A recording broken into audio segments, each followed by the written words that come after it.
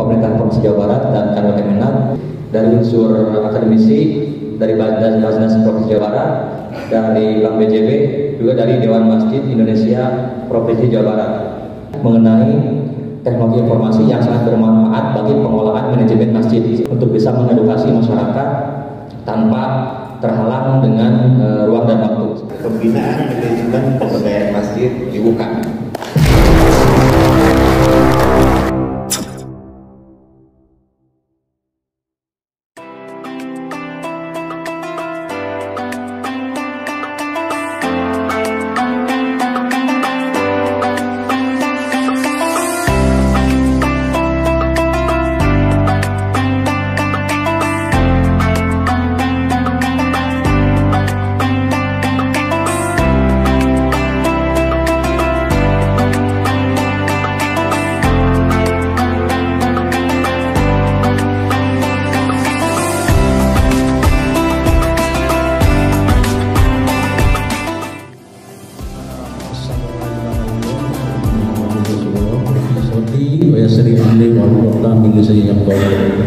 Baik, selamat sore Bapak-bapak, para pimpinan pondok ya, pondok pesantren atau PKM.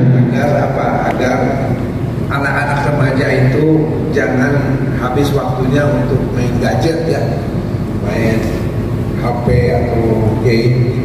Juga sesingkat waktu lah, beberapa jam, beberapa menit gitu, untuk mengaji di masjid. Untuk Bapak melakukan itu, nih Pak, punya landasan Undang-Undang Nomor 23 Tahun 2011, kemudian Peraturan Pemerintah Nomor 14 Tahun 2014, kemudian juga Instruksi Presiden Nomor 3 Tahun 2014 tentang optimalisasi zakat.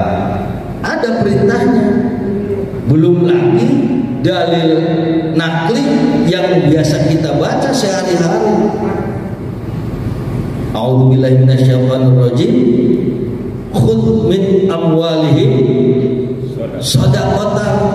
Jadi kita ini punya kewajiban untuk mengambil zakat agniya atau muzaki sebagai zakat sedekah, dan ayat bermakna zakat. Karena kenapa? Wa yuzakihim, sedekah di sana dalam kata yang berikutnya wa yuzakihim, apalagi wa tutahhirukum wa yuzakihim. Jadi sedekah di sana berfungsi untuk membersihkan dan mensucikan amal di antara kita yang agniya. Tujuannya mulia, dan itu yang kadang-kadang luput dari kita. Jadi pantas sampai tahap kiwali anu zakat, padahal bigeun masjid Pak Haji Roman, Pak Haji Dul Hamid, Pak Haji Karim balaleungha, tapi belum pernah atau can aya anu daekeun berzakat ke DKM. Bismillahirrahmanirrahim.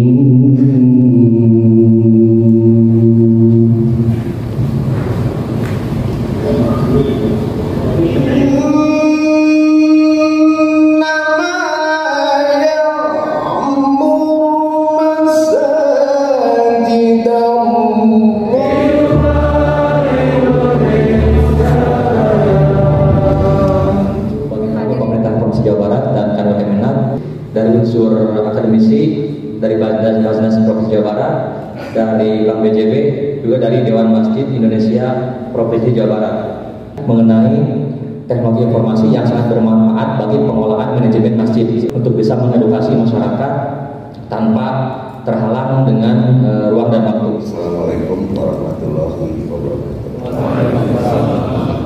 Pertama-tama marilah kita panjatkan puji syukur kehadiran Ilahi Rabbi, bahwasanya pada malam hari ini kita bisa bersilaturahmi di tempat ini. Tentunya dalam kegiatan pembinaan manajemen pemberdayaan masjid.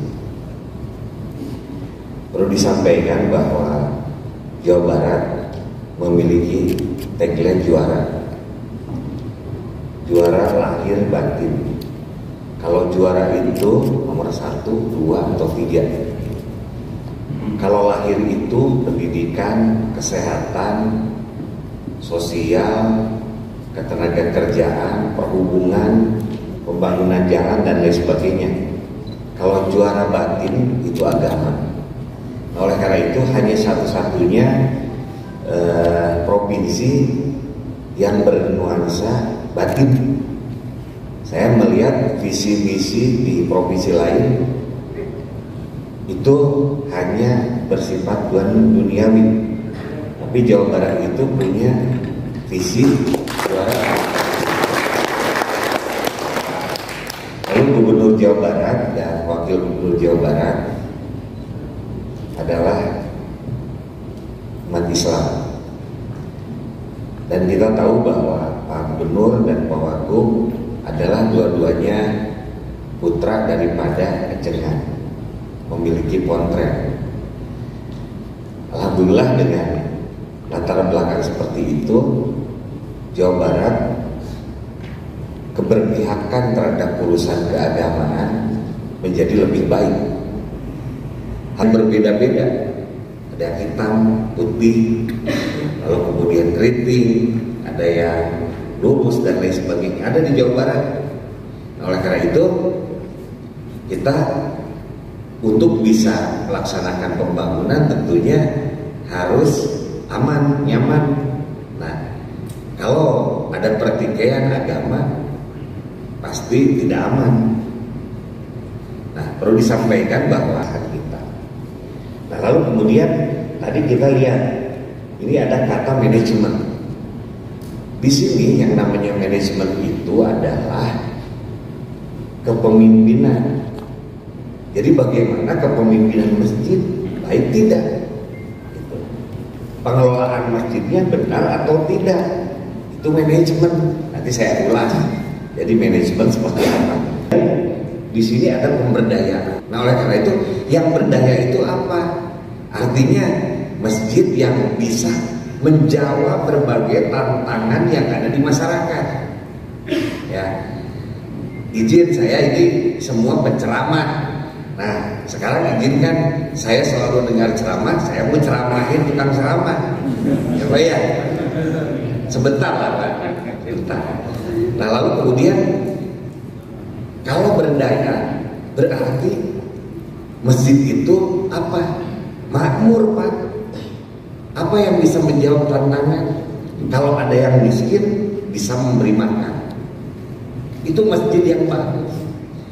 Kalau orang kesusahan bisa diminta tolong, itu berdaya Pak. Bukan untung sekian, rugi sekian, bukan.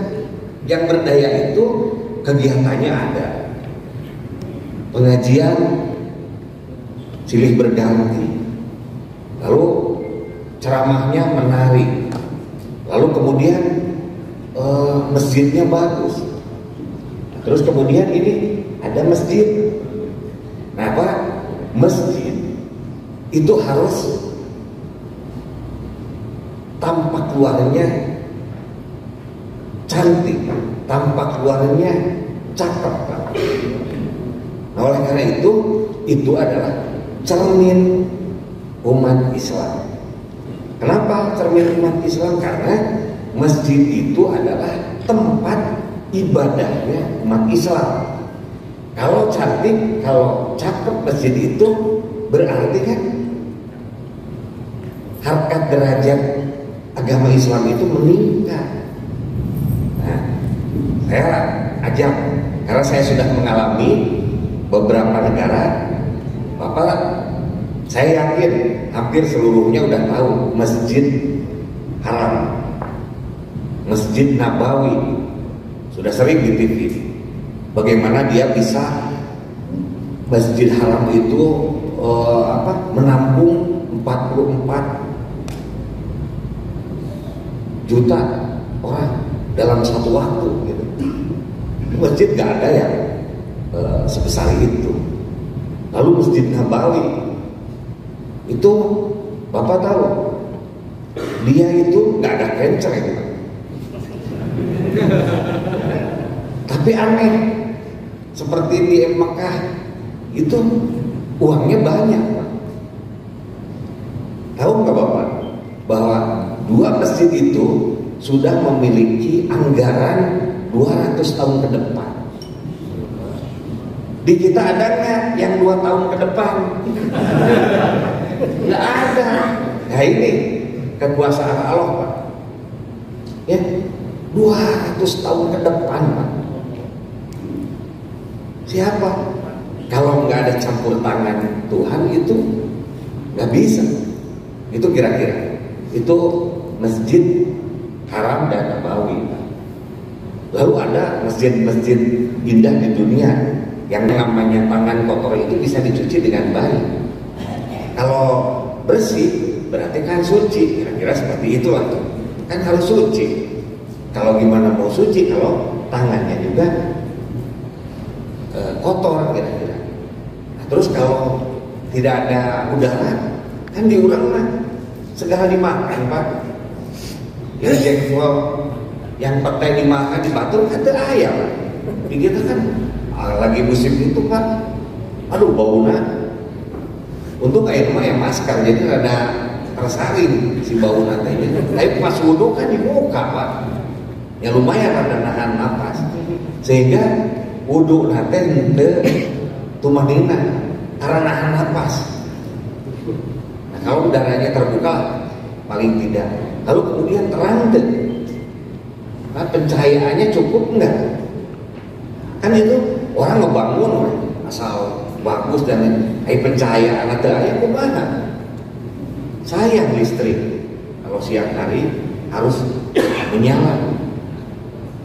Udaranya, Pak, cina sayang aja. Tempat WC-nya di bawah tanah karena itu basement gitu. Ya maksud saya pokoknya mah di basement yang kudu dilangkuancaan gitu, harus diekskosan gitu. Kan manusia diberi akal untuk itu. Jadi tidak ada alasan tidak nyaman tempat itu. Lalu kemudian kita kan mau masuk ke toilet bacaan anak kan. Lalu kemudian mau wudu nawaitul profil hadisil asgori parbillah ta'ala. Kan ayah bacaan apa? Kan seperti itu. Nah lalu kemudian ada tuh bacaan itu. Karena kadang-kadang orang itu ada yang hafal, ada yang tidak, ada yang hafal tapi lupa karena ada utang atau apa. Jadi sehingga wudu gitu dengan perasaan. Nah, kira-kira seperti itu. Nah, lalu selesai dari wudu kan keluar, Pak. Ya Pak keluar pasti di WC mau mungkin keluar. Pasti keluar. Pas begitu keluar apa Pak? Belum pernah saya melihat masjid yang memiliki kaca besar pada saat keluar dari tempat wudu atau WC. Fungsinya apa? Fungsinya bercermin, Pak. Orang pada menghadap Allah. Tadi teh saya buka, ini teh udah wudu sama belum? Ini teh udah dikancingin itu menghadap Allah, Pak itu Pak. Si sarung teh nyongnya soal itu gitu. Kan kira-kira itu, Pak. Berkaca hari mau ke mertua atau diselingitan segala Pak. Ini menghadap Allah kita nyapirakan kata bahasa Sunda. Gak boleh, Pak. Ini harus yang terbaik. Kan kita maaf, bener ada cenah nu ningali cenah. Kita bahasa naon cek teh. Nu ningali lah santai we cenah salat mah. Padahal harus yang terbaik, yang ngelihat ngadu juga langsung, Pak. Apa langsung tersalat, Pak. Itu dan lain sebagainya. Nah, ini manajemen salat, Pak. Terus saya tanya lagi. Ini nanti menjadi bahan diskusi nih yang saya omongin ini. Kemudian yang disebut imam teh naon, Pak? Imam apa, Pak? Pemimpin sholat kan? Nah, hari pemimpin teh naon, Pak? Nu kedah diikuti, dituruti. Mun Allahu Akbar bergerak, sami Allah bergerak, dan seterusnya. Nah, kalau disuruh sujud, ya sujud, disuruh ruku. Nah, banyak saya melihat anu tidak taat kepada imam, ya tidak taat kepada imam. Nah, kenapa yang tidak taat?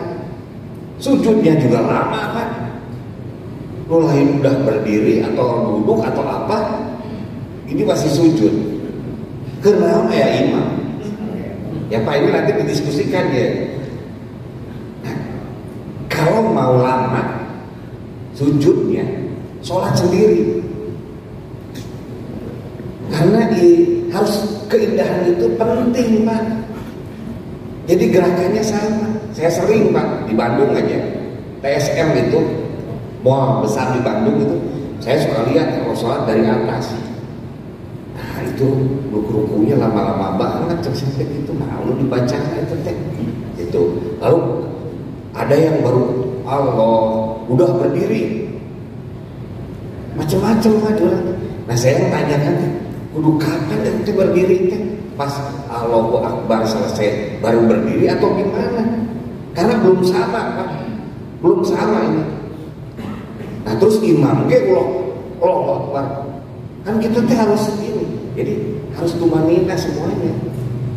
Lalu kemudian nu disadaqkeun teh kan tilu, maghrib, isya dan subuh.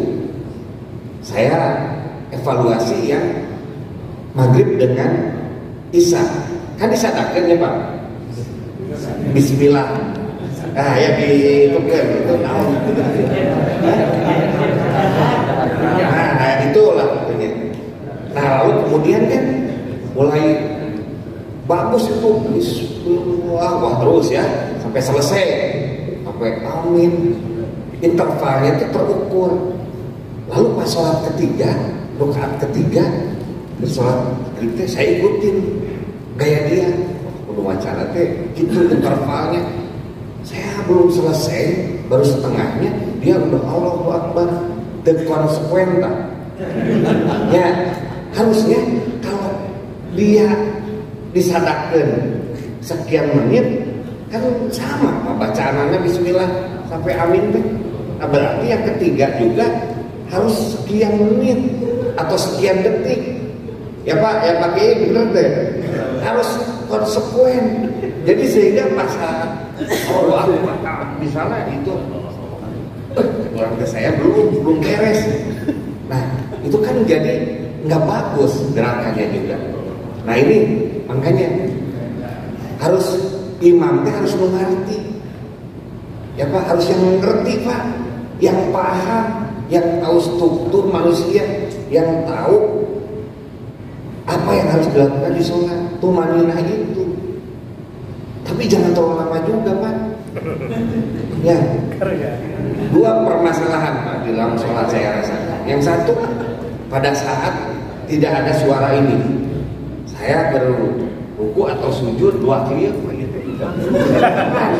Jadi kadang-kadang bukan kepada Allah yang kita konsentrasikan, tapi itu udah berdiri apa belum? Nah gitu. Itu kalau ininya nggak jalan. Terus kalau lama tinggi kan, walaupun di sadana pasti tarik, tapi itu kok lama-lama banget tinggalin kan, oh memang belum. Kan gitu kira-kira. Persoalan sholat di situ Pak.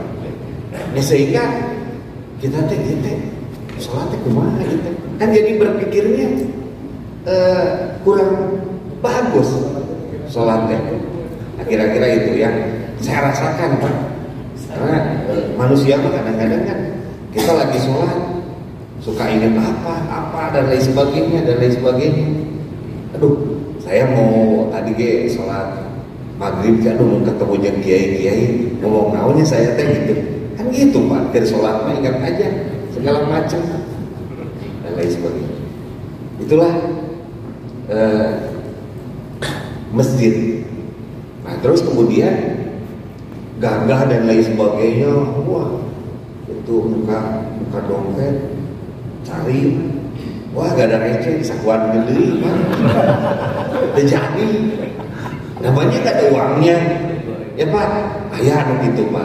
Terus kedua, itu dulu, oh iya cuma 5.000 kan. Doh, masa gaya kan 5.000 bos. 100.000 Pak. Penta pulang. Bapak dan Ibu percaya bahwa kalau 100.000 itu akan dilipat ganda. Kita harus percaya Tuhan mau apa hili-hili Pak. Model saya gini, memeluk agama Islam. Nah, memeluk agama Islam kan udah dijamin bahwa akan masuk surga gitu kan. Kira-kira seperti itu. Nah terus kenapa? Pasti masuk surga. Kenapa? Ar-Rahman, Ar-Rahim. Ya, Tuhan itu pengasih penyayang. Yang menciptakan siapa? Tuhan Pak. Kalau ciptaan itu pasti dia itu menciptakan yang baik. Apapun kita lihat. Nah kira-kira gitu. Nah jadi sehingga itulah namanya masjid juara. Jabar tadi juara. Nah, terus saya tanya lagi, masjid itu adalah solutif. Solutif itu apa? Memecahkan masalah. Saya mau punya masalah. Nah, saya malu kalau saya urutkan ke Pak Amar. Pak Amar, saya punya utang nih, makanya malu kan saya. Bu, nah, tapi harusnya masjid itu ada tempat curhat, menjaga kerahasiaan. Gitu. Ya. Saya bukan meniru Vatikan. Di Vatikan itu, di Italia itu ada orang yang mengeluhkan tuh datang ke kota, keluhan. Pastor, saya mabuk. Gimana nih saya? Dijawab sama pastor. Sebisa-bisanya, kira-kira lah ya. Saya jangan mabuk nanti. Pelan-pelan aja, sedikit-sedikit. Saya nggak bisa, harus mabuk. Ya dikurangi. Solutif. Banyak masjid nggak ada solutifnya. Misalnya, Pak, nih, terserah bagaimana bentuknya, tapi kurang lebih seperti itu. Saya punya hutang.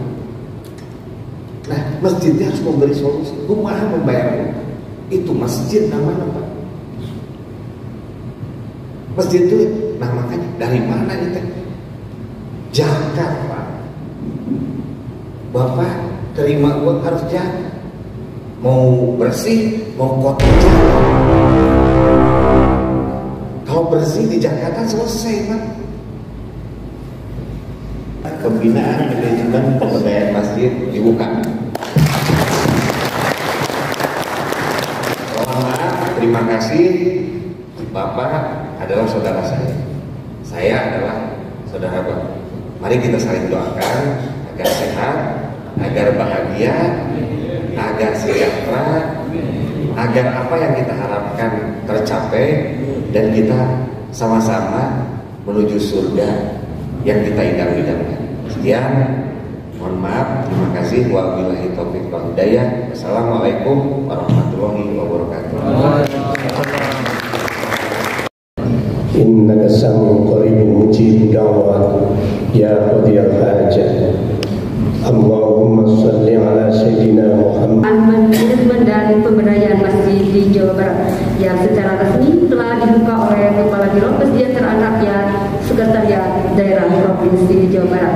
Akhir kata, saya selaku pembawa acara mengucapkan terima kasih atas segala perhatiannya dan mohon maaf atas segala kekurangan dan kehilapan. Bila taufiq wal hidayah, wassalamualaikum warahmatullahi wabarakatuh.